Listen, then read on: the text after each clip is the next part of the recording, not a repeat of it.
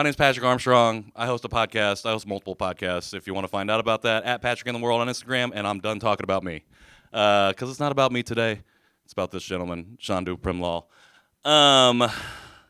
When I, actually at Mike Lee's going away party, Chandu came up to me and said, yeah, I just had a conversation with Ryan Hunley. You know Ryan Hunley? And I was like, yeah. And he's like, he asked me if I wanted to do Creative Mornings. And I was like, oh, that's awesome.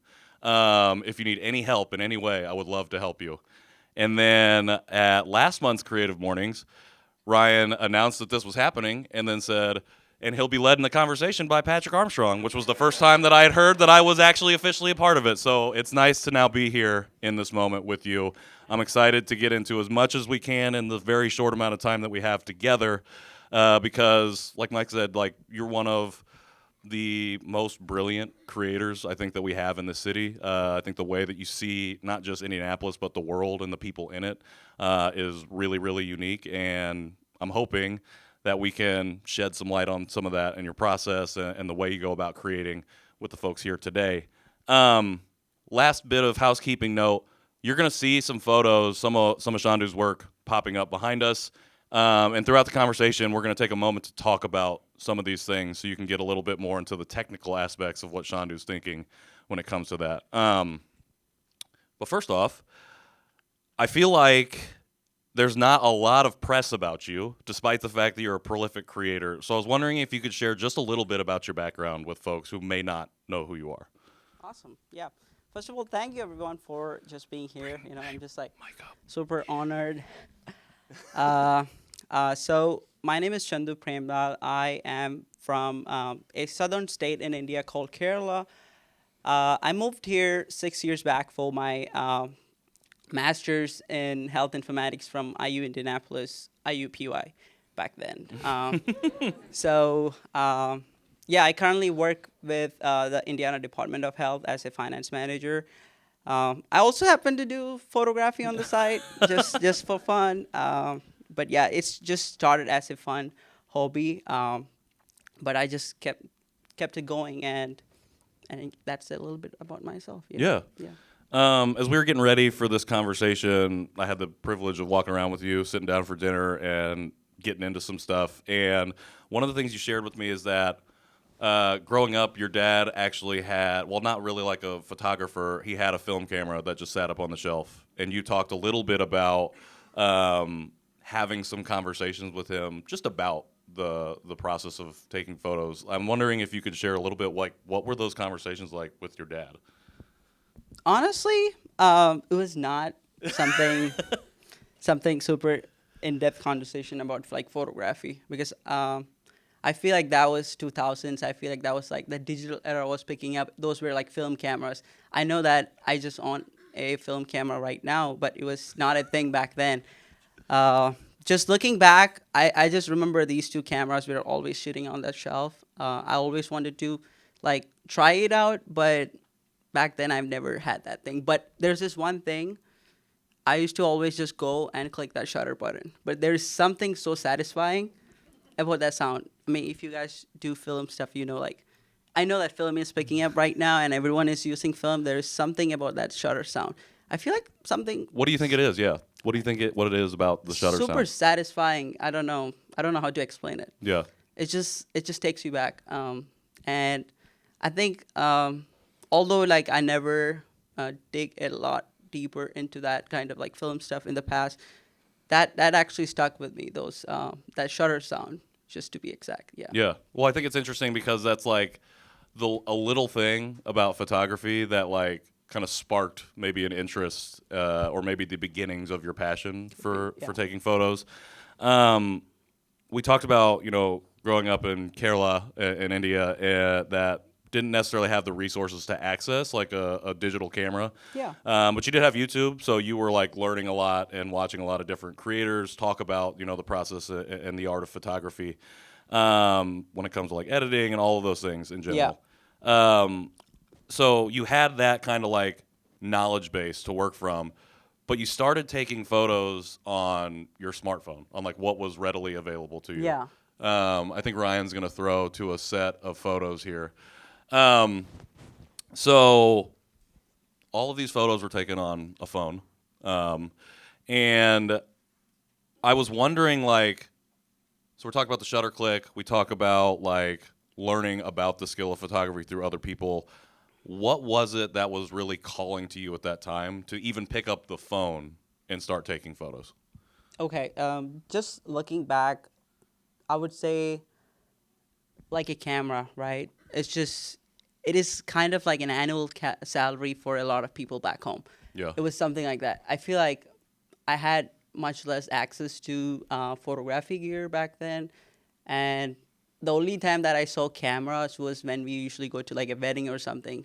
It's not common to actually see someone just like walking around with a camera back home. So I think all I had was a smartphone, and I remember just like always taking pictures on it and just like whenever I got a chance, like, and especially I would say like if I'm looking into smartphone side of photography, if you really wanna get into photography, you don't need a camera. You can like there for example like all these like new cameras like an iPhone, there is raw options, raw pictures, like you can take raw pictures on your iPhone. And if you are really interested in color grading, learning all that, there is definitely an option to just master it and just apply it to that iPhone photo that you took. I mean, and there is all these resources out there, YouTube, like I think, I don't remember, like it's just the millions of YouTube videos that I watched, Yeah. YouTube University, I would say. I mean, it was always like something that I was curious about. I don't think I was passionate about photography. I feel like I was always curious about photography. I think which eventually turned into passion. Sure. Yeah. You talked about you immigrated here for school for your master's. Shout out to IUPUI. And like, I was watching a video earlier, and you talked about like after coming here, apart from getting your master's, which is obviously very important, one of your goals, like your first goal, was to purchase your own camera, and you're able to do that. Yeah. I was wondering if you could talk about like what it felt like to finally own the camera yourself and to like own that first one. Yeah. Yep. I bought my first camera. I still remember like I moved here. I had these like top 3 things that I need to buy when I like moved here, and the first one was a bike, which got stolen the first week. It was like, Damn. it was a disaster. But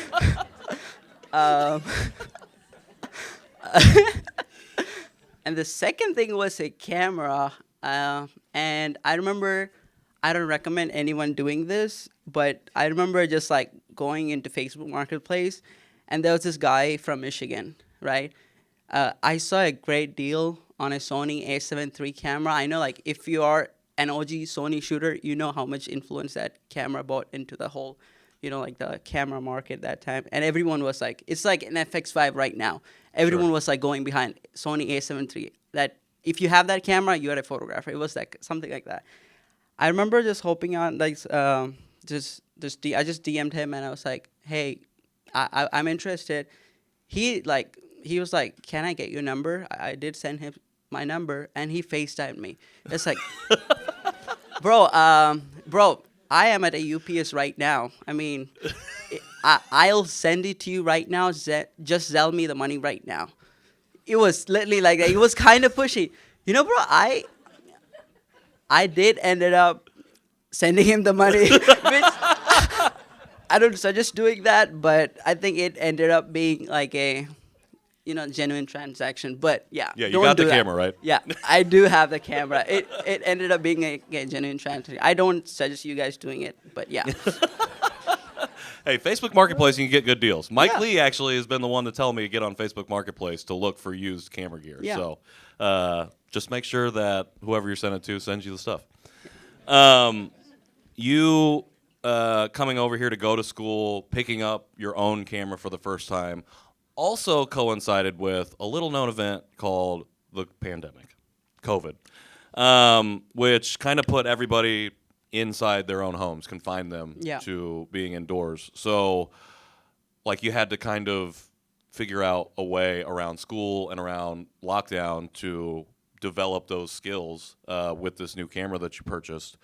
I was wondering if you could talk about what it was like navigating and a new city, like Yeah, navigating all of those things as you started to like really take on photography as a more than just maybe a hobby. got it. So I think I had all this. Right now, I have a camera in Yeah, my hand. Like I had all these like YouTube videos that I watched, but I feel like I need to apply it. As long as I don't apply it, I'm not gonna learn anything.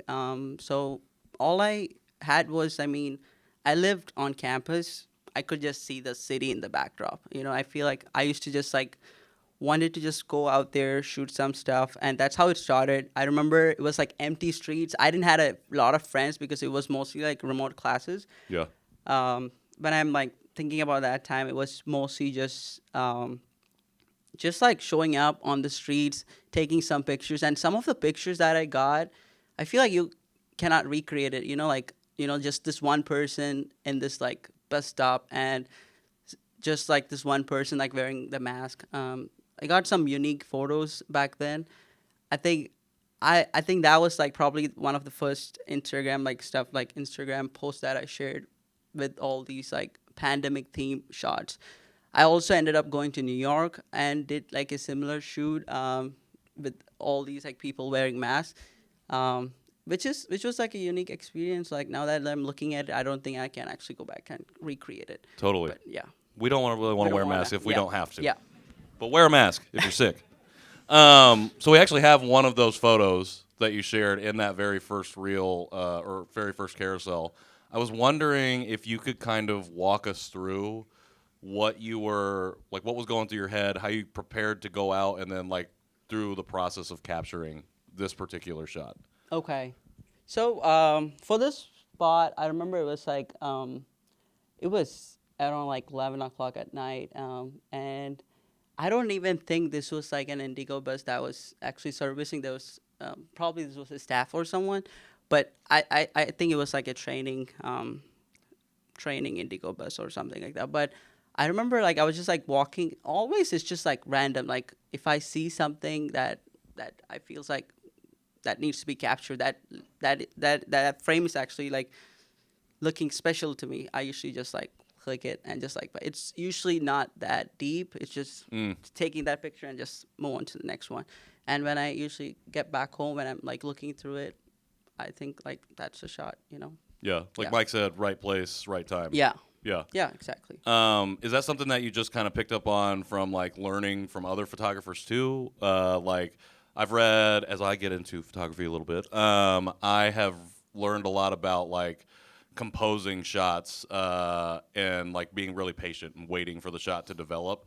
Can you talk a little bit about like the difference between your process of composing an image versus like, oh, I just happened to see that this thing might look cool, and then Yeah. when you get home, going through that. Oh yeah. It's always, I mean, you cannot control what's happening on the streets. Like it's always random moments, but there are times that I just like wait 30 minutes straight for like a person to walk on that frame. Because I see that frame, but I need a subject in the frame. So I usually like I have waited like 30 minutes for just one person to walk on that frame. So that has happened, but also it's mostly a lot of random stuff happening on the streets. But what has mostly like been helpful is watching POV videos on YouTube when I started, because you can actually see it from a different perspective. Okay, what this person is seeing. So I remember like when I picked up my camera, before even like I picked up my camera, I remember watching all these like POV videos online. There's a lot of YouTubers. One of my favorite YouTuber that did a lot of creative work like POV stuff was a London-based creator called OptiWander. So he does like a lot of POV work, and yeah, I tried to kind of like emulate the same thing when I picked up my camera.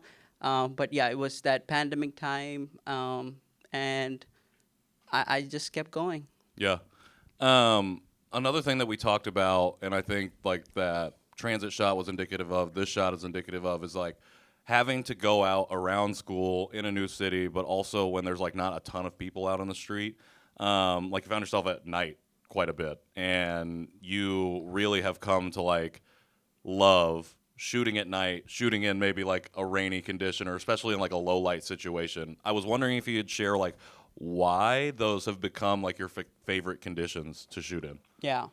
I think if I think about conditions, like my favorite conditions to actually shoot at, I would say golden hour is my favorite thing Okay. to shoot. I mean, I feel like that's like a sweet spot for everyone. Yeah, yeah. But for me, I just wanted to like push myself a little to like, because low light, it can be challenging, but at the same time, I love when there's like less people outside on a rainy day. Those reflections on the streets, those lights, I feel like I can capture it in a different way, like a moody way. So yeah, I mean, it's always like when it snows, if there is like a snowstorm, like when everyone is like staying indoors, I'm probably outdoors. Yeah. So yeah. That was good timing on that photo switch too. So You talk about like moody, and I've heard that word used to describe your work before. Like, what does that mean to you? Like the moodiness of an image that you're trying to capture. yeah. When you look at the moodiness side of things, I feel like if I'm sharing like a picture, right? I feel like a lot of like the post work that I do, I try to bring a lot of like like moodiness to the picture with the editing style that I do, but I don't have to do that if it's like a rainy condition or like snowstorm, something like that. It's already in the frame. I just need to.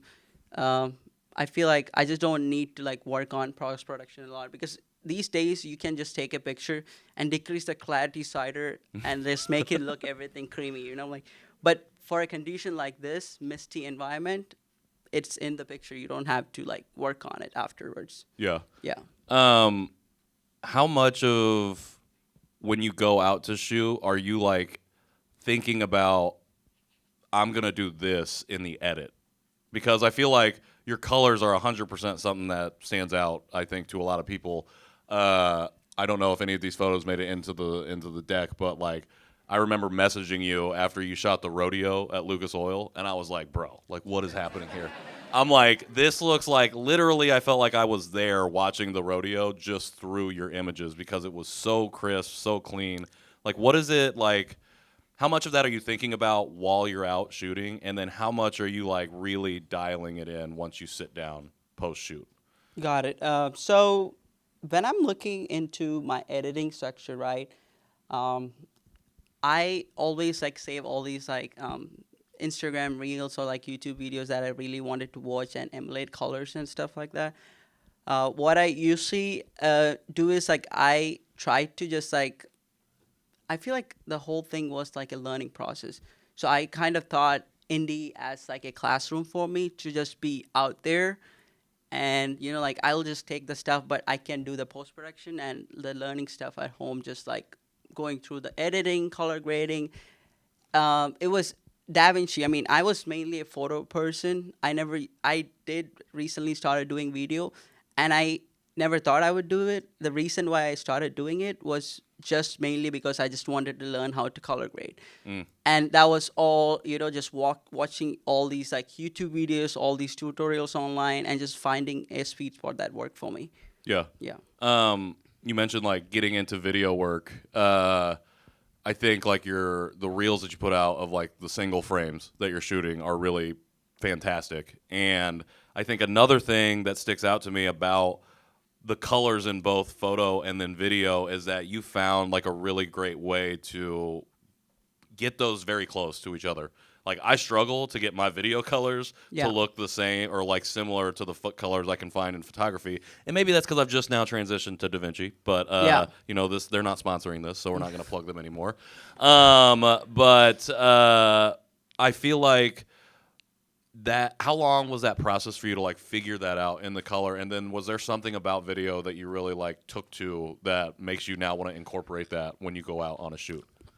So if you like scroll down and look at my old pictures, I used to be a guy who used to like tend to more warmer tones. But since I discovered this whole DaVinci thing and also like the color grading side of things, I started appreciating a lot of colors in the picture.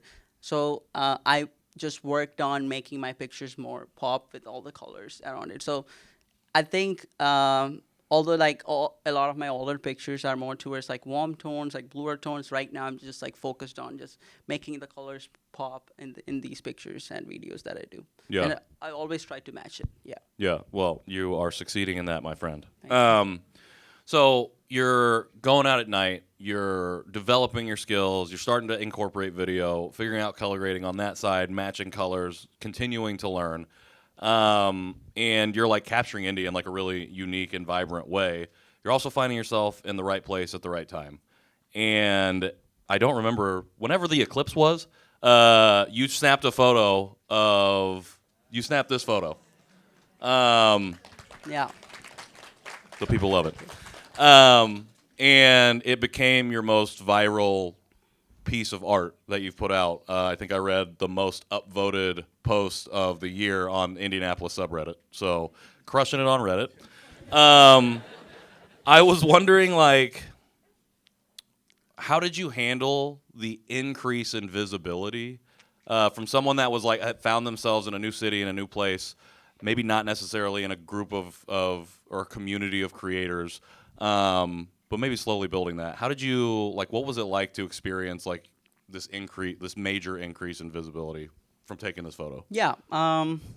So for this photo, right? I mean, I work at the state Indiana Department of Health. It's on the Monument Circle.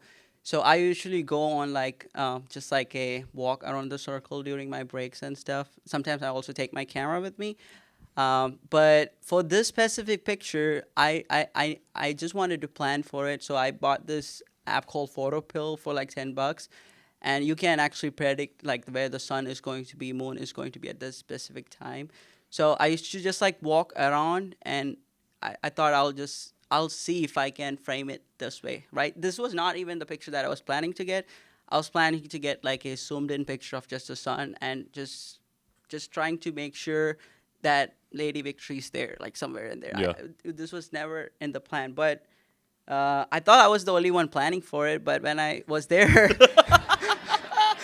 there was a bunch of creators from all around the world, like California, and I saw a bunch of guys from Norway. Like they were there, so this was the spot to be Yeah. for taking that picture. So I remember just like that day, just like walking up there, pulling up my camera, just getting that zoomed in picture with my other camera, and all I remember was like when it happened, like I noticed like everyone was getting the same picture. It was like the zoomed in version of this picture. But Sure. I had a B camera for some reason. I usually don't take like a different camera with me, but I had it that day. That was actually this camera that I bought it from Marketplace. And and I just took like a white picture, and I made sure that I framed it in a way that it has like more meaning to it, and that was the picture that I got that day. And it's like I remember just taking this picture, and I posted on the same day, and I remember someone just texting me like this picture is going viral on like Facebook, and a lot of people are claiming their grandson took this picture. It's like I was like, I don't think I have any like like grandparents here, but yeah, it was going viral like that, and I saw a bunch of that, and yeah, I feel like looking back at this picture, I think I had like around like 500 followers back then, and most of my followers were from back home, like. Sure. And after this picture, I think I went to like 4,000 followers, and I made a lot of indie connections, and that has helped me a lot. I feel like I started connecting with a lot of indie creators, just started going on photo walks with them. Mike is a major part of that. He started doing all these like photo walks. I met a bunch of people, and it just kind of like motivated me to just keep going, like just the kind of work that we are doing as a city. We have a lot of creators who does like amazing stuff, and I always try to just like if they have free time, I just try to find time and just go out with them. Yeah. Yeah. What has it been like as you like found community, with creators in indie here? Again, shout out to Mike Lee. Like, what has it been like to find maybe quote unquote your people in this process here in this city? So I think Um, it was when I started. I remember like like the pandemic. I didn't had a lot of creative friends. This picture kind of picked up, and I found a lot of creators. And it was always like we used to just go on like editing sessions. Like sometimes like random coffee places. And I think it kind of also started a thing where I also started exploring a lot of coffee places in the city, and that was also with all these creators. And it was definitely like a really bonding experience for me. Like especially with a lot of creators and people in the city, Yeah, and not just like creative side. I would say like all kind of people that I've met and I connected through work. totally. Favorite coffee place to go edit?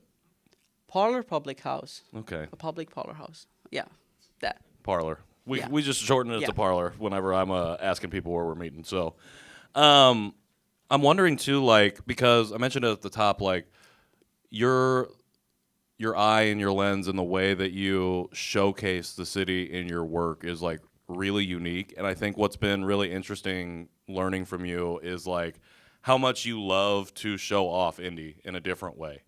Um, outside of like the community that you've been building, or maybe that is the answer. Like, what is it that you really love about the city that makes you keep going out and capturing it? Yeah. So like I mentioned earlier, like I kind of felt like indie as a classroom for all the skills that I've been learning online and just playing with my camera. And what I felt was as someone who actually come from a different country, like move here, like I mean, I'm from like a very beautiful state in India. It's like down south, tropical, all these coconut trees, sea, coastal, like like All right, we get it. We don't have any of that here. but so like you don't have big cities, right? But that's something that I always wanted to do like photo stuff, like do photography and everything. Um, I've been to New York a few times, but I feel like Indy have the sweet spot. It's not a big city feeling. At the same time, it has that balance of like I feel like you have that deeper like rooted connection to the community here, like Mm, people here. I feel like I saw a lot of familiar faces today because like I mean you actually run into like everyone here at some point. I don't feel like that in New York City. I mean, I don't think I'll ever live in New York City, but I feel like Indy always had that balance for me. yeah. Um, you have been building community with a lot of creatives in the city, and you've had the opportunity to work with a lot of different organizations, particularly like the Indians. You've done like work for them. You've done work with 500 Festival, IMS. You shoot a lot of events, so you've been able to like plug in even a deeper way with your work to stuff that's going on in the city. Thinking about like things that you really love and why you love indie. I'm wondering as you've like gotten deeper into the creative scene here, what's something that you hope might change or that you'd like to see change or be better maybe as you continue this journey? Yeah, so that's a good question. I mean, I I always like reach out to all these like organizations. Like if you know like about the immigration side of things, I moved here on a student visa. Now I'm on a work visa, so a lot of my work is just limited to what I work do with the state. So I don't do a lot of gigs out of my like 9 to 5. So everything that I do is something that I'm super curious about and just chasing that passion that came through. Like so it was always just like reaching out, and I feel like having like a portfolio, even if like I reached out to like IndyCar or if I reached out to like all these 500 festivals, I feel like, I mean, although I don't have any similar work to show, there's definitely a lot of work that I've done that has created like a portfolio on Instagram that actually helped me there, like Yeah. get me access to a lot of these events. But also just looking at what I see want to change. Um, a lot of my favorite frames in the city is just red cones right now. It's like a lot of like a lot of my favorite like the state building. a lot of my favorite streets to photograph is for like full of like red cons right now. Yeah. So I just hope they fix those roads and so that I can take more pictures. Hopefully, but yeah, that's something that I hope would change sometime soon. But yeah. For sure. Finish these construction projects that we Yeah. have going on right now. Yes. Yes. I agree. Okay. As we kind of like, I want to like open it up to the people to ask some questions as well. And I'm wondering, like, we've done a very like accelerated, like, speed through of your journey, and I appreciate everything that you've been sharing with us. I'm wondering, like, what as you've started to capture the city, show different places even outside of Indianapolis through your own lens, as you've built this skill, as you've found people to build community with, what's been like the biggest thing that you've learned about yourself when you look back now on your time here? Like, what's the biggest thing that you've learned about you? I think one of like the main advantage that I had was just like just my freedom, just doing. But the disadvantage was time. Like I do like have a 9 to 5, so everything I just take sometimes like my camera to work, and just like walk out, take pictures, and go back. It was mostly like that. So I always tried to squeeze in some time to do like my creative work, but also. Just looking at some of the events that I did, like there's always stuff happening in the city, like big events, small events, Gen Con, like I've got some pictures. I mean, you don't have to have like a media pass. There are people always like dressed up in the streets. Yeah, You can get Gen some Con is unique crazy. shots. Yeah. But what I try to do is like, I mean, fireworks happen every year. All these like different events happen every year. What I try to do is like, I always try to get different angles. But sometimes don't end well too, because there's this one thing that happened. It's a crazy story. Yeah. So You can tell it if you want. so IU graduation, right? So Yeah. at the Carroll Stadium, they do it like every year. So I usually like some of my friends will be graduating, so I'll be there taking some random pictures. So there was last year I got this like really cool fireworks shot, and it was from inside, like from a crowd perspective. So this year I was like, I don't have any friends graduating, so I should probably just get a perspective, just like stay back, bring the city in the background, and just get that firework going off, something like that. That was the plan. I actually went on a rooftop wearing like a black hoodie jacket thingy. And police got called. Like 2 cops just like walked up to me, and it got crazy. I mean, there's a lot of cops start coming. They started following me. It was a crazy experience. Yeah. So maybe not always try to get different angles. Sure. I mean, so that was like a most recent experience, because I always tried. I mean, fireworks happened. Yeah. I always try to just stay back. Sometimes it gets closer. So always trying to get different angles.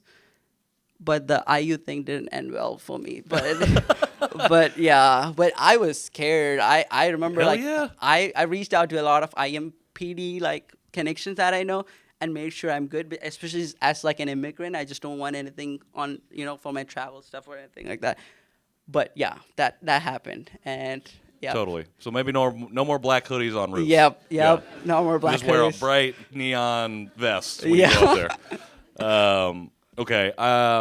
My last question, and I think I might have you try and break down another photo that you took, but you mentioned your like work visa situation that you're here on, and part of that, as that's like getting sorted, and then once it is sorted, will allow you to do a little bit more. I was wondering, like, thinking ahead in the future of like what you want to do, because your work again is not like, as well as you capture indie, is not just like a local photographer perspective. Like your lens is global, and I think your mindset when it comes to capturing and storytelling is global. What is it? What's something that you're really interested in shooting? What's like the bucket list for you that you're trying to get to as these things work themselves out? Yeah. Oh yeah, and then maybe you could talk about your recent trip to New York for the World Cup. Yeah. So I would like to actually get into all these like small town in Indiana, and I said global, but he's taking it hyper local. No, I mean, I'm saying what I want to do next Yeah. in the creative scene. I just want to mostly that's like a bucket list for me. Totally. I also travel a lot for my work that I do with the state. So like I'm just like curious how it's going to be because like when I always like travel to all these like small towns, I always get this look. So I don't want to just show up with my camera and just do like random stuff without, like, so I might just like go with my friends, do some stuff. That's a bucket list that I'm having. But other than that, I just want to travel. Like Japan is on my bucket list. Norway is on my bucket list. So yeah, there's something like that. Yeah. Yeah. Well, traveling allows you to take photos like this. And I love the story behind it because I think you just see the photo. It's went away now, but you just see the photo and it's like, it's really striking in itself. And like, that's looks like it could be the cover of a magazine for the World Cup if they don't sell off to private equity. But I'm wondering if you could walk through like how you got this shot. Okay. Like what went into getting this So particular shot? I was, like, I was in New York for the World Cup, and all I wanted to was, like, get that crowd energy and everything. And I was in Times Square, and like I said, I always look for some subject, like, and I saw this guy was holding this ball, and I asked him if he could just like toss it for me so that I can take a picture and make it look like a floating ball. And I actually posted the behind the scenes on my Instagram recently. So yeah, that's how I got that picture. But I just wanted to make sure I did it there because when you think about New York, I feel like Times Square is kind of like, something that people come to like people's mind. And as the World Cup was happening there, so I just wanted to include that subject and fit it in that place. And that's how I got that picture. I love it. The behind the scenes is really fascinating. Okay, I have one more question, then we're going to open it up the floor. You said earlier that, like, with the continuing progression of technology, like, you don't need a camera to start taking photos. Like, you can do it on your phone. And I'm wondering, for all of us creatives out here, I know there are photographers, there are people maybe thinking about picking up a camera in the first place. Like, what would be a piece of advice or piece of inspiration or whatever it might be that you would want to share with them, with the folks here and with the folks maybe tuning in later, that they can walk away with as they maybe think about starting or continuing that journey? I'm not gonna say camera is not like important. Like definitely camera is going to make a difference, but I'm just saying you don't need to like have like an expensive gear to actually get into the world of photography. You can just start with something basic. You don't have to be embarrassed about like shooting in auto mode. Like I shot on auto mode like for like a couple of years. Then there are options like like semi-auto options, like you can shoot in aperture priority mode, shutter priority mode, where the camera is doing half of the work. And once you feel confident, you can switch to that manual mode. But yeah, I feel like it's like a gradual learning process, but you don't need something super expensive to actually get into this whole world of photography. Just a phone, like I said, I mean, I've done some iPhone, the new iPhone photography stuff recently, and I feel like some of those pictures looks like it was taken from a camera, and that's like the post-production. You can always learn the post-production stuff and apply it with the stuff that you have with you handy. Yeah. So that is something that I would say. Well, like you said, these new phones can shoot in RAW, and as Ryan said at the beginning, that will fill up your phone real fast. Yes. So make sure you have a big budget to buy multiple phones if Yep. that's your starting point. But if not, thank you all for this. Thank you, Chandu.